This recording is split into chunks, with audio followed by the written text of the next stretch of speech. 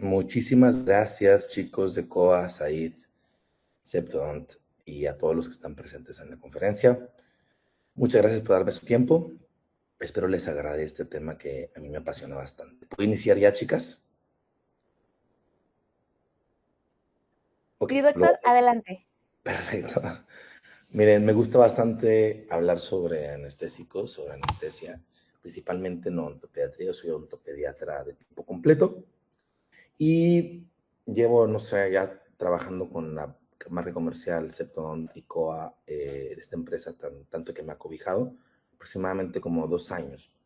Pero me gusta mucho tocar este tema del uso de la lidocaína a nivel mundial, porque yo no sé dónde me escuchen ustedes, acá en México hace unos años había problemas o una discusión fuerte con respecto al uso de anestésicos en odontopediatría, un poquito de rezago a nivel mundial y me doy cuenta que países más avanzados están un paso por delante con respecto al uso de anestésicos en odontopediatría. En otras áreas dentales creo que están un poquito más avanzados, pero en odontopediatría tenemos un rezago en el uso de anestésicos.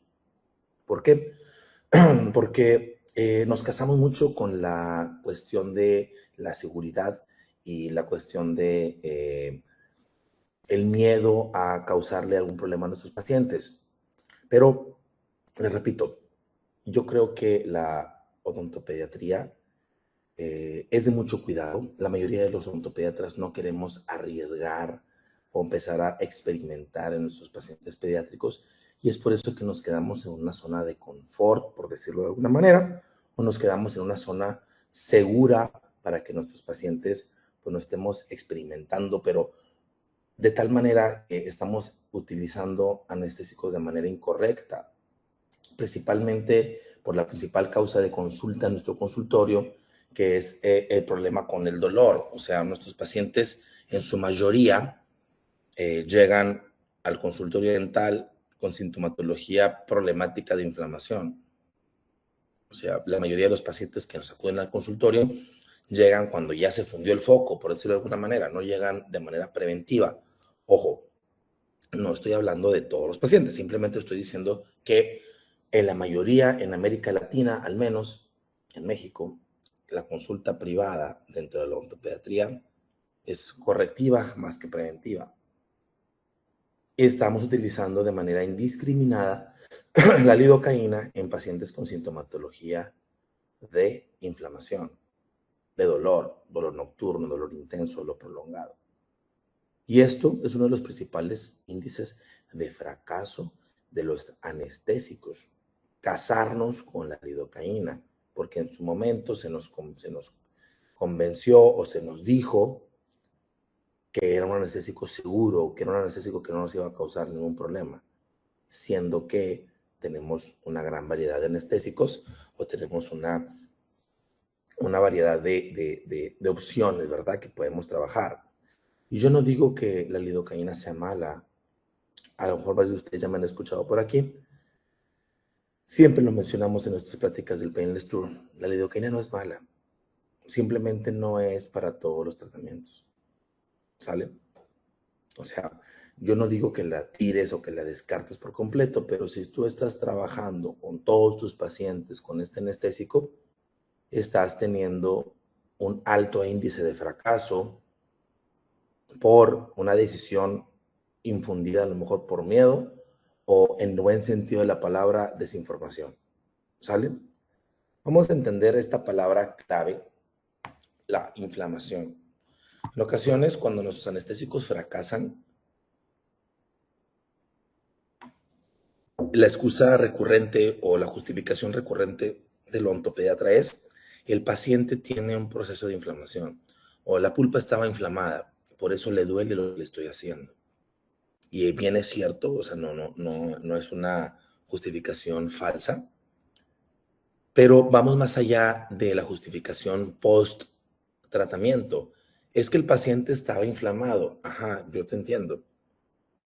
Pero ¿qué hiciste previo a esto? ¿Sale? ¿Por qué te diste cuenta cuando ya hiciste la pulpotomía? ¿O por qué te diste cuenta cuando ya hiciste la endodoncia o cuando hiciste la extracción? ¿por qué no previmos esta situación?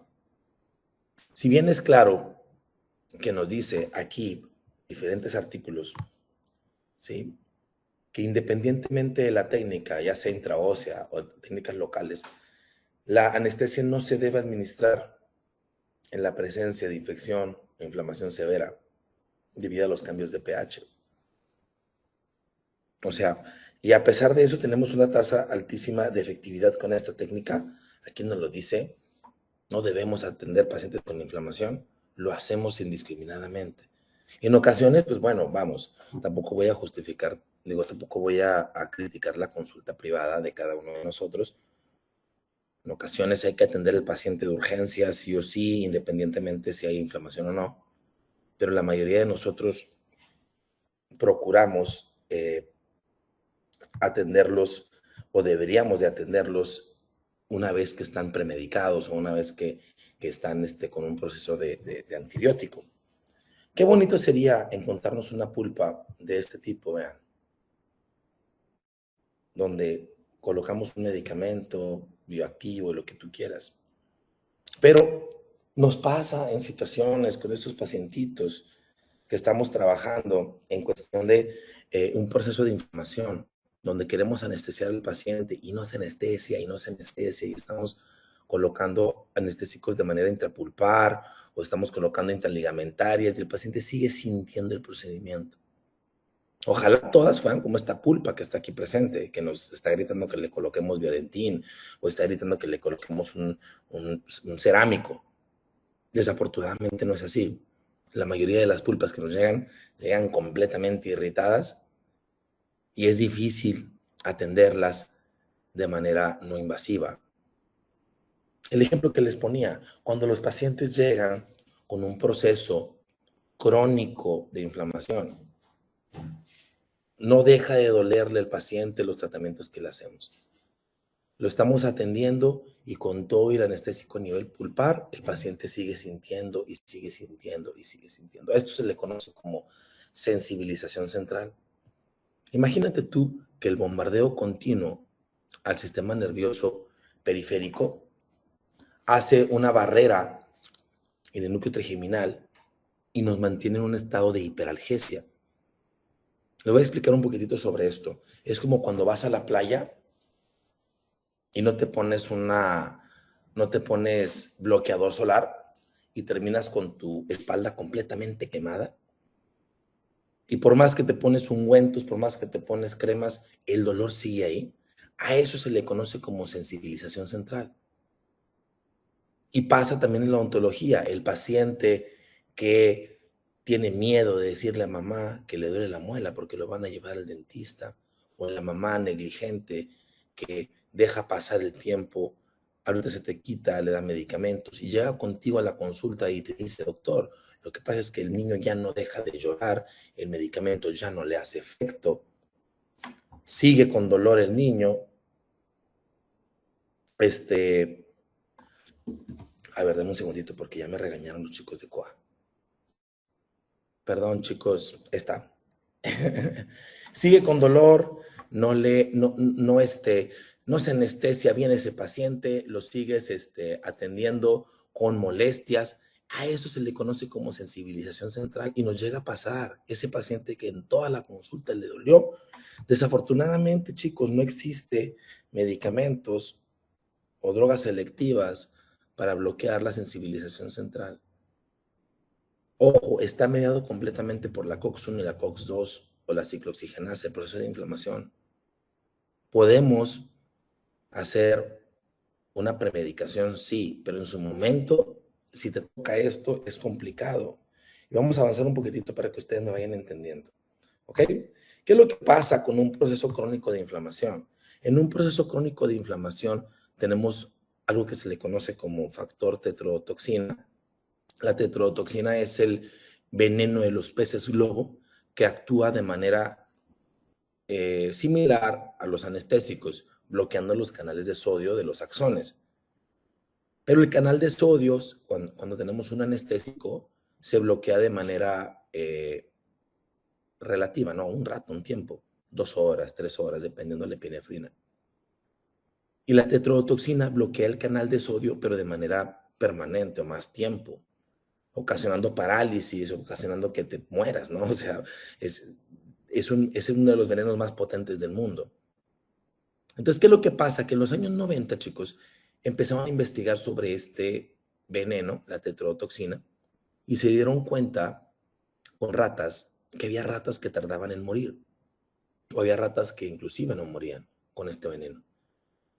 Y se pusieron a la tarea de investigar qué estaba pasando con estas ratas. Bueno, estas ratas estaban teniendo un proceso crónico de inflamación y se dieron cuenta que cuando estaban en un proceso de inflamación, pues obviamente se conoce, ¿verdad? Que hay un incremento dramático, dice aquí, incremento dramático de la expresión de los canales de sodio, ¿sí? Que completamente va mediado hacia la hiperalgesia, completamente mediado también por las prostaglandinas. Pero se dieron cuenta que había dos canales de sodio que no se anestesiaban, perdón, no se bloqueaban con la tetrodotoxina. Y se les catalogó como canales resistentes a la tetrodotoxina, principalmente dos canales, el Na1.8 y el Na1.9. Estos dos canales de sodio son de bastante interés porque descubrieron que estos canales son 4 veces más resistentes a la tetrodotoxina, perdón, más resistentes a la lidocaína. La presencia de estos canales, ¿sí?, se encuentran en un proceso de inflamación, que recordemos que es la principal causa de tensión dental, la inflamación. Y se dieron cuenta en estos estudios que el anestésico es un cuarto de potente, la lidocaína, en los canales resistentes a la tetrodotoxina. Y va completamente asociado al proceso de inflamación crónica. Vamos a hablar un poquito sobre esto. Vean, doctor, pues claro, pero eso es neurociencia, eso no es odontología. Claro que no. Vamos a ver un poquitito sobre este artículo del doctor Renton, donde hace una inmunoreactividad de los canales de sodio en pulpa dental humana y se da cuenta que en la pulpa dental humana con dolor, que son los cuadros de su lado derecho, el B y el D, se encuentran estos canales resistentes a la tetrodotoxina en pulpa dental humana con dolor y completamente asociados a la hiperalgesia. ¿Sale? Vean, aquí no lo dice. Procesos de inflamación o mediadores de inflamación. Bien es cierto que si tu paciente está inflamado es una justificación por la cual el anestésico puede fracasar. Pero ¿qué hicimos previo a esto? Aquí no lo dice que hay una sprouts en el área de inflamación, inclusive en la zona perirradicular. ¿Sale? Y ya se están confirmando diferentes estudios donde tenemos pulpa dental humana inflamada. Vean lo que nos dice este artículo. Vean, control y dolor. Vean aquí. Hemos demostrado por primera vez la numerosa cantidad de canales Na1.8 presentes en la pulpa dental humana en la capa subodontolástica. Y los Na1.8 fueron incrementados en la presencia de pulpitis inducida por caries. Y completamente lo asocian al dolor neuropático, ¿sale? A la fisiopatología del dolor dental, esos canales, ¿ok? Y en odontopediatría también hay estudios. Esto completamente está asociado al dolor crónico, está mediado por las fibras tipo C. Si ustedes recuerdan un poquitito sobre las fibras tipo A y las fibras tipo C, las fibras tipo A son las fibras mielínicas, que es un dolor inmediato, es un dolor agudo, por decirlo de alguna manera. No sé, vamos a poner un ejemplo. Fibras tipo A. El paciente te dice, fíjese que me dolió la muela, pero me lavé los dientes e inmediatamente se me quitó el dolor. Ah, ok. Estamos pensando que es un dolor leve, es un dolor inmediato. Fibras tipo A, rápido. Doctor, fíjese que mordí algo de frío, pero en cuanto me puse la lengua se me quitó el dolor. Ah, bueno, fibras tipo A. Pero si el paciente te empieza a decir, ¿sabes qué? Lo que pasa es que llevo una semana con dolor, o llevo 2 semanas con dolor, no puedo dormir del dolor. Estamos pensando en unas fibras tipo C o de lenta activación, y así como son de lenta activación, son de lenta desactivación. Dura el dolor. Doctor, el niño no duerme por la molestia. Doctor, ya no le hace efecto el ibuprofeno. ¿Qué está pasando? Tenemos una activación de las fibras profundas o de las fibras tipo C.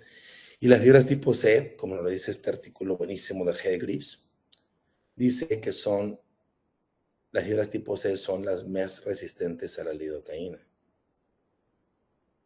Nos casamos con un anestésico teniendo que la evidencia nos habla de manera profunda que no podemos o que no debemos utilizarla indiscriminadamente.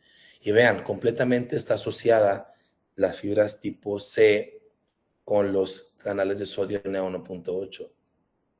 Vean, responsable de las señales lentas y crónicas del dolor, ¿sí? Y están envueltas en la transmisión del dolor, ¿ok? Y nos vuelve a decir aquí en este artículo que tenemos que enfocarnos en la terapéutica del dolor inflamatorio, ¿ok? Una pregunta retórica, ¿verdad? Sin la cuestión de denostarnos ni estarnos exponiendo.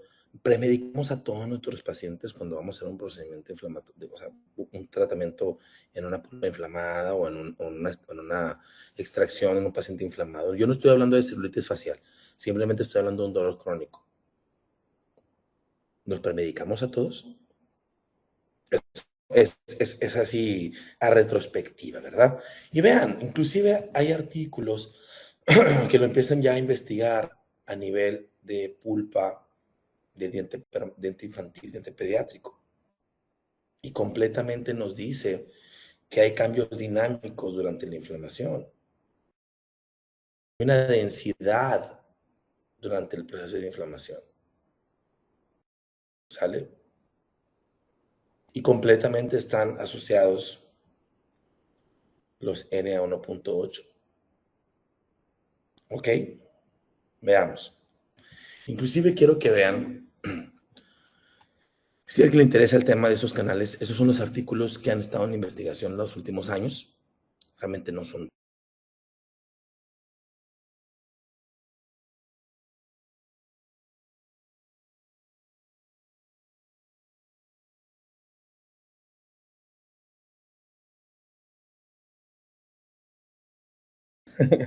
Entonces aquí no lo vuelve a decir. El target debe ser, ¿sí?, en la inflamación, el dolor inflamatorio, ¿sí? Aquí no lo vuelve a decir, la evidencia existe y soporta el concepto de que los canales Na1.8 juegan un rol importante en el dolor inflamatorio crónico, ¿ok?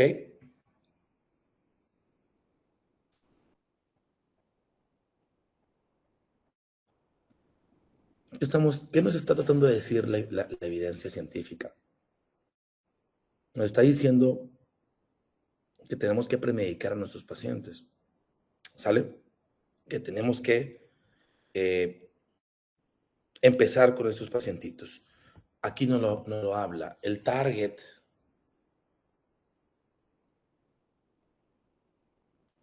va dirigido hacia los nuevos canales resistentes a la tetrodotoxina.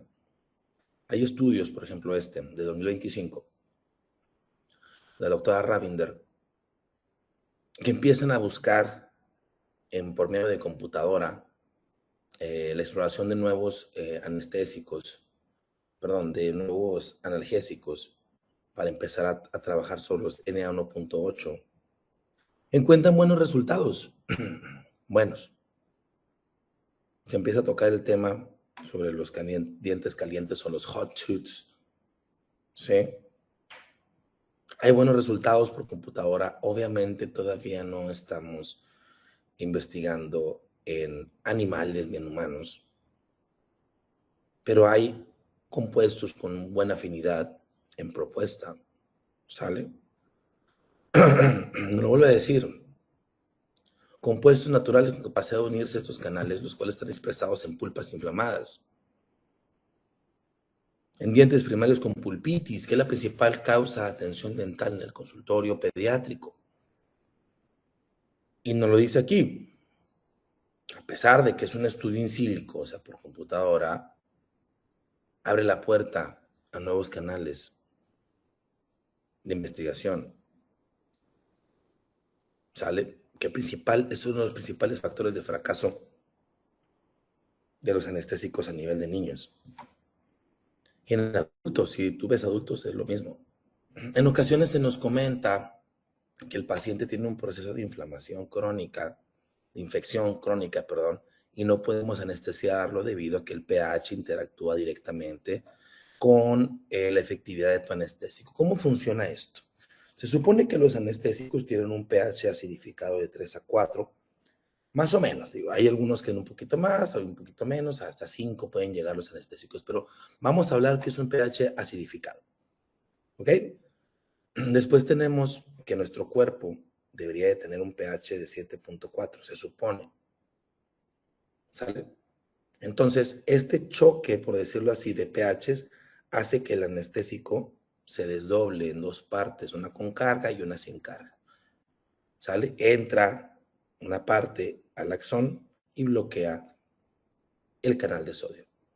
Y sabemos que si tenemos un pH acidificado, vamos a suponer que tenemos un pH de 6.5, este choque de pHs no ocurre de manera correcta y se queda atrapado el anestésico.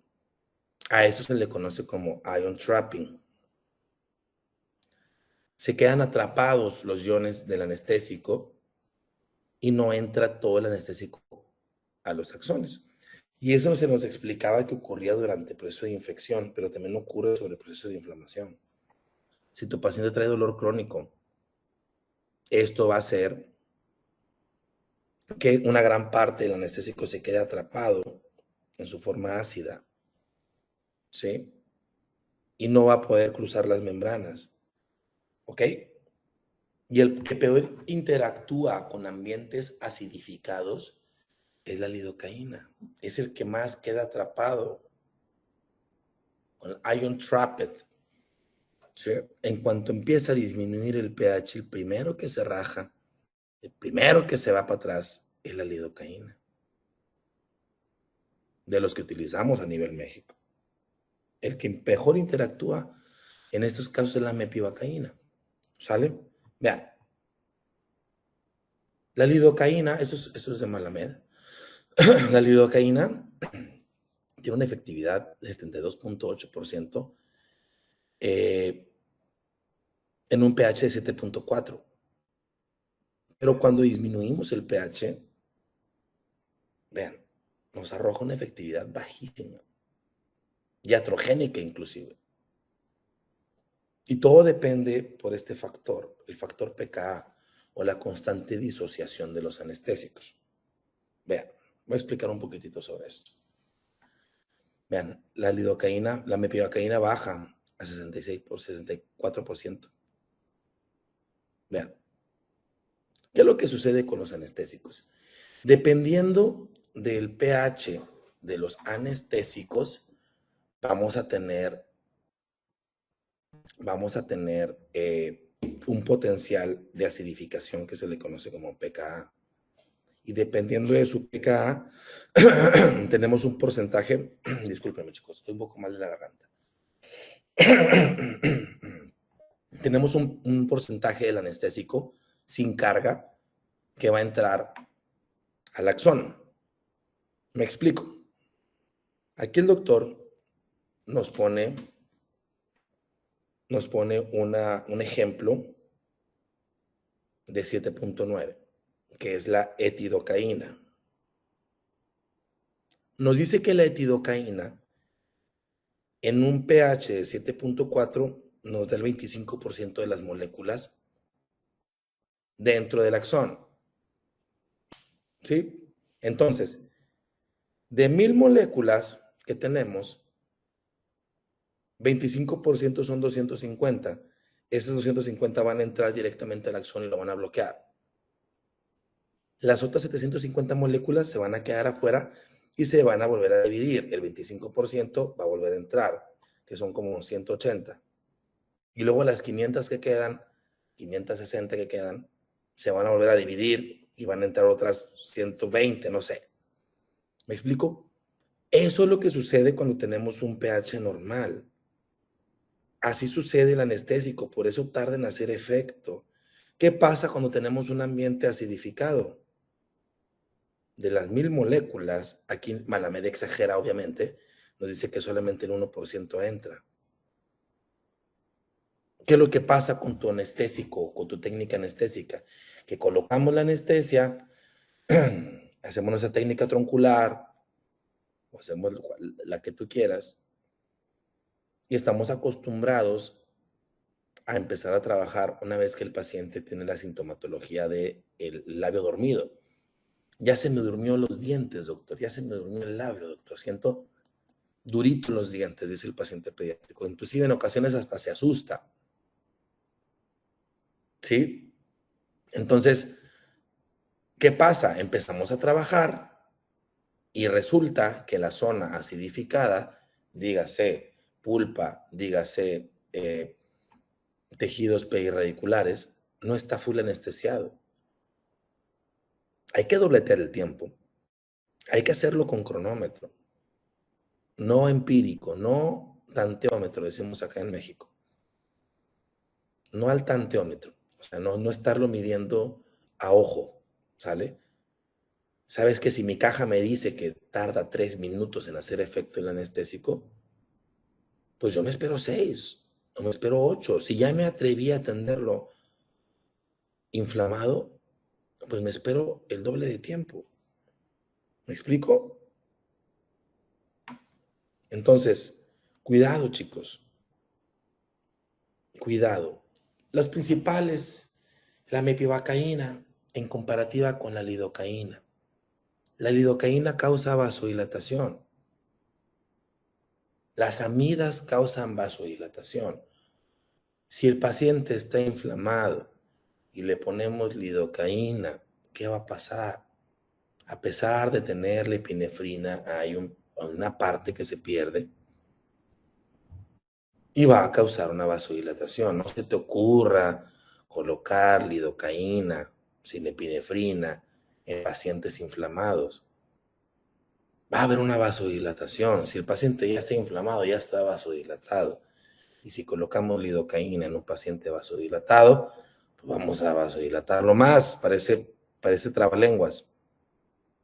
Por eso la mepivacaína se utiliza en pacientes con problemas cardíacos, porque es el que menos vasodilata y más tiempo actúa con la mínima necesidad de la epinefrina. Hay varios doctores, hay varios colegas que están haciendo buferización, están calentándolos. Una de las cosas que podemos hacer, que sí ayuda bastante, a mi parecer, es enfriar los cartuchos. En este estudio hicieron 3 grupos.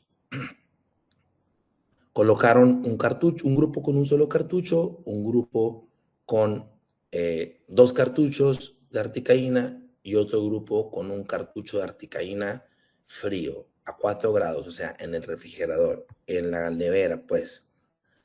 Y se dieron cuenta que tiene el mismo efecto un cartucho frío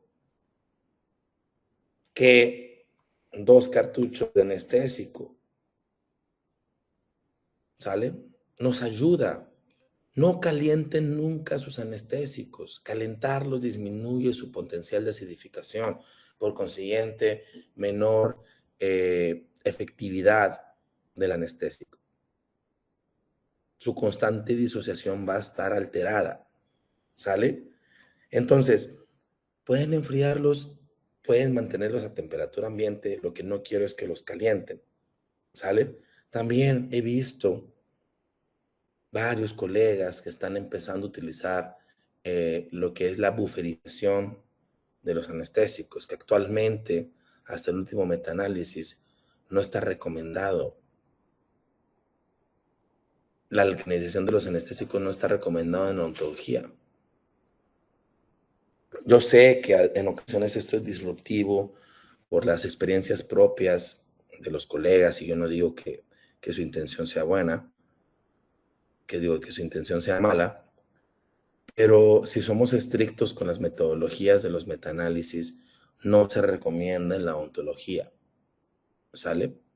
Habrá algunos otros estudios que nos dicen que sí funciona, pero son estudios que basan, que no tienen la seriedad de los estudios de Cochrane, están sesgados. Entonces, yo recomendaría que por lo pronto no hagamos esto hasta que haya más evidencia, ¿ok?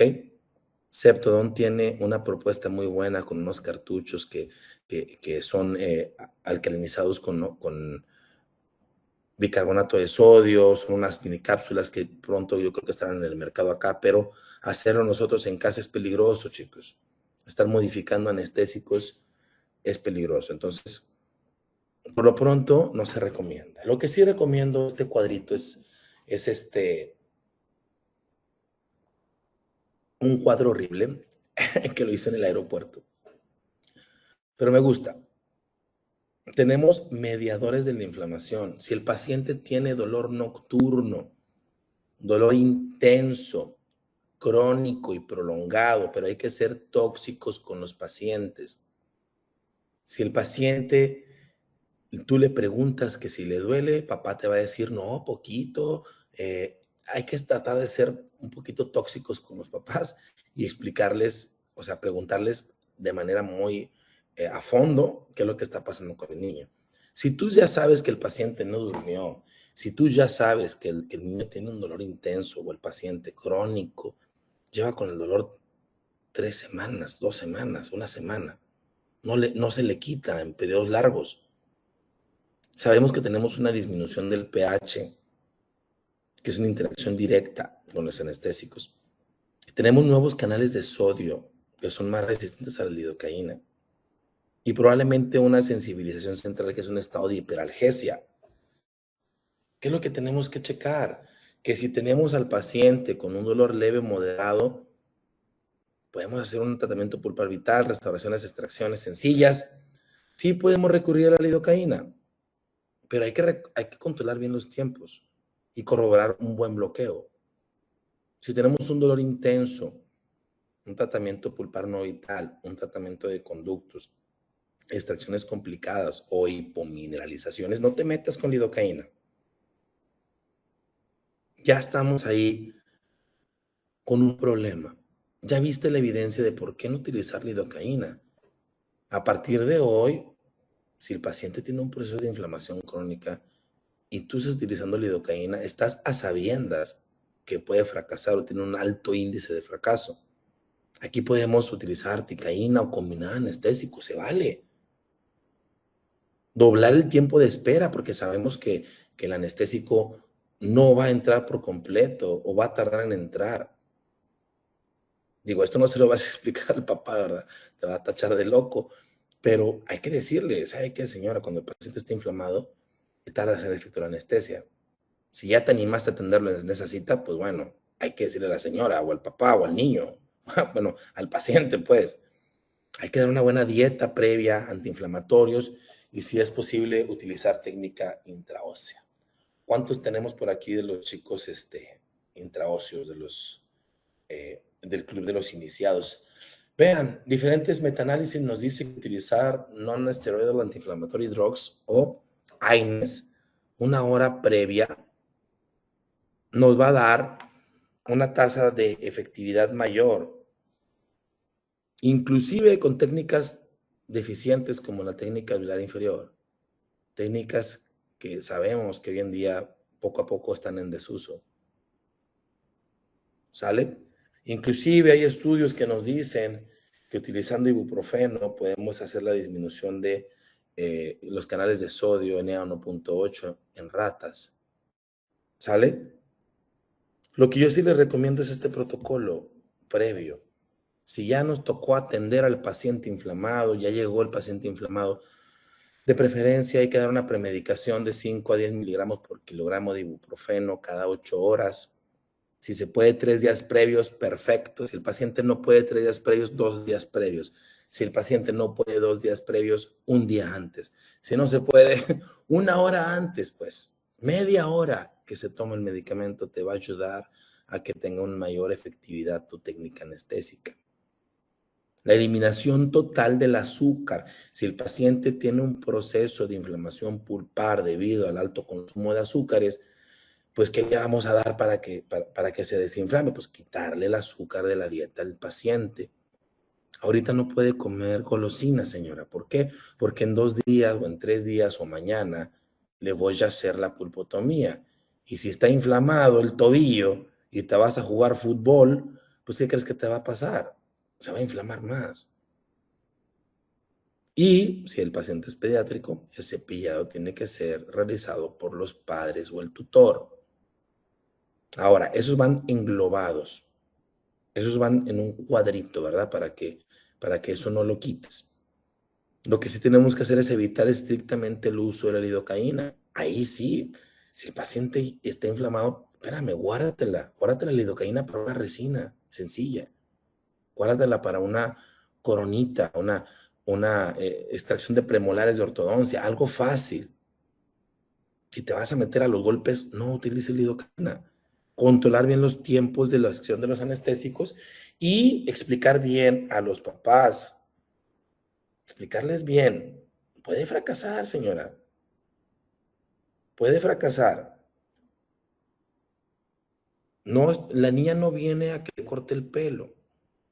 Y esto sucede a nivel internacional. Vean, acá en América Latina tenemos un miedo a utilizar la articaína, siendo que en países más avanzados como Alemania, Polonia, Francia, se utiliza en un 98% la articaína. La articaína es el único anestésico que se inventó para los dentistas, chicos. Afortunadamente y también desafortunadamente tenemos mucha influencia con los estadounidenses, con los americanos. Nuestros vecinos son amantes totales de la lidocaína. Nosotros como mexicanos no tenemos ni siquiera una base de datos de cuánto anestésico utilizamos o qué tipos de anestésicos utilizamos. Pues si por aquí, si tenemos algún maestro de alguna universidad, créeme que si te avientas una tesis o una investigación simplemente para recabar de información de qué anestésicos utilizamos, yo creo que estaríamos en esta estadística por aquí, ¿verdad? Estaría bueno. Vean, a nivel mundial dobletea las ventas de lidocaína a la articaína. A pesar de que sabemos que las técnicas suplementarias con articaína superan 3.5 veces mayor utilizando articaína, ¿sí? Entonces, pacientes con pulpitis irreversible, que hoy en día sabemos que se le va a conocer como pulpitis severa, se le va a quitar ese término. Pero tenemos como conclusión aquí, o sea, la articaína se metaboliza por la sangre en un 90%, mientras que la lidocaína en un 90% en el hígado. Dura 20 minutos y permite reinyecciones. Sabemos que la articaína dura hasta 90 minutos. Y vean, la articaína es el único anestésico que se inventó para los dentistas. La lidocaína ya vimos que no funciona bien en ambientes acidificados. Disminuye su capacidad en presencia de canales resistentes a la tetrodotoxina, en las fibras tipo C, o sea, en un proceso de inflamación. Mientras que la articaína es 1.5 veces más potente y 0.6 veces menos tóxica. Esto nos va a ayudar bastante en pacientes que tengan un problema de deficiencia hepática o renal. ¿Sale? Dura menos tiempo en el cuerpo. ¿Ok? El gran problema con lo que pasa con la articaína a nivel mundial o en pediatría es que la mayoría de los especialistas tienen miedo. ¿Por qué? porque no sabemos no sabemos dosificar, o no sabemos las dosis ponderales. Para terminar aquí el tema, chicos, les pongo esta imagen.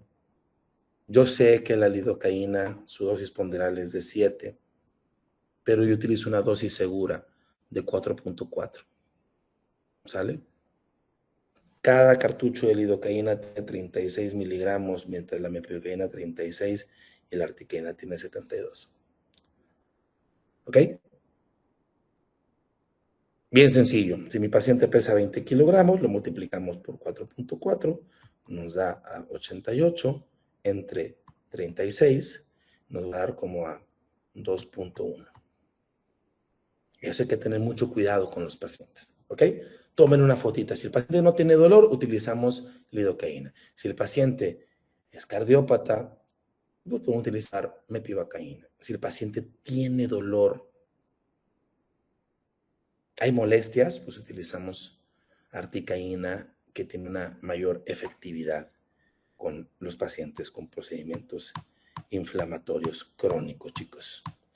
Y bueno, yo quiero agradecerle bastante a Said principalmente y a la Casa Comercial Ceptodon y COA esta gran oportunidad que me dan ustedes para traer mis temas y poder exponer lo que tanto me apasiona.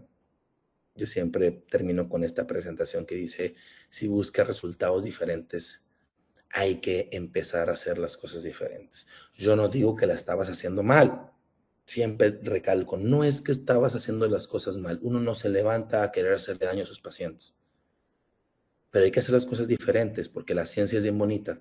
Si tú tienes una muestra de 100 pacientes y utilizas siempre lo mismo, vas a tener la misma tasa de efectividad y la misma tasa de fracaso. Y si tú aumentas a 1000 o a 1 millón de pacientes, vas a tener el mismo resultado.